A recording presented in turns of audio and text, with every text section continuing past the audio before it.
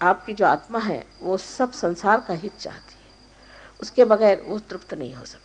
अगर आप चाहते हैं कि अपने आत्मा को तृप्त रखें तो ज़रूरी है कि आप अपने आत्मिक ज्ञान को दूसरों के हित के लिए उपयोग में लाएं। इतना ही नहीं, आपके अंदर जो चैतन्य है उसका भी उपयोग आप दूसरों के हित के लिए करें। आपका हित अपने आप बन पड़ेगा, उसकी आपको ज़रूरत नहीं है। सिर्फ आपको चाहिए कि आप दूसरों का हित और अपना खुद का ध्यान धारणा से व्यक्तित्व बढ़ाएं, अपना व्यक्तित्व सुंदर और शुद्ध बनाएं।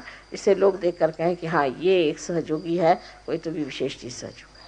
ऐसे तो आप जान रहे हैं कि धीरे धीरे सहयोग बहुत ज़ोर पकड़ रहा है और किसी तरह से एक दिन ऐसा आएगा कि सहयोग सबके सामने आके खड़ा हो जाएगा और लोग कहेंगे ये क्या अद्भुत चीज़ है। पर उसके लिए हमें भी मेहनत करनी चाहिए और उसकी सिर्फ मेहनत यही है कि हम दूसरों के हित की बात करें हमेशा। उसमें खासकर सहयोग में एक बात ज़रूर याद रखना चाहिए कि सहयोगी ये हमारे भाई हैं, बंद है, और बाकी सब जो सहयोगी नहीं हैं उनकी आपको बात नहीं लेनी चाहिए। जो सहयोगी है उन्हीं के साथ खड़ा होना चाहिए। हो सकता है कभी कभी सहयोगी भी गलती करते होंगे, ये नहीं मैं कहती, पर सहयोगियों से परे जो हैं उनसे उनकी आप मदद मत करिए।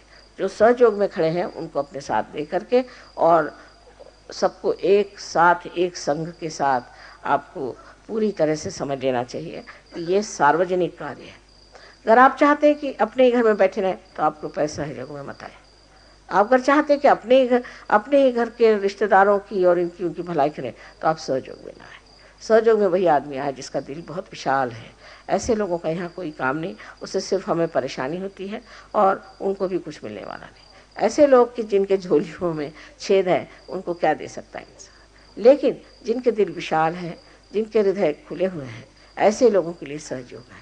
इसलिए मुझे आपसे विनती करनी है, खास करके ऐसे लोगों से जो बहुत अपने को विद्वान समझते हैं।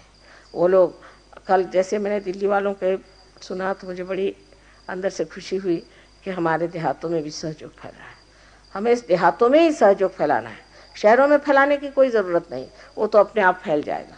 सबसे ज़्यादा हमें तो मेहनत करनी है वो देहातों में, और जो देहातों में हो जाए तो हम लोग तो देहात में रहते हैं, शहरों में तो बहुत कम लोग रहते हैं और उनको कोई मतलब भी नहीं है, वो उसी संपदा के पीछे में है जो नश्वर है। इसलिए जब देहात में ये चीज़ शुरू हो जाए और जो हमारे पढ़े लिखे लोग हैं ये देहातों में जाकर सहयोग फैला तो उससे बड़ा लाभ हो जाए। लेकिन उनके सामने अपने बड़प्पन दिखाने की ज़रूरत नहीं, उनसे बहुत प्यार से, उनसे दुलार से बात करनी चाहिए और उनको समझाना चाहिए कि भाई ये एक ऐसी अच्छी चीज़ मिल गई है, इससे हमारे सारी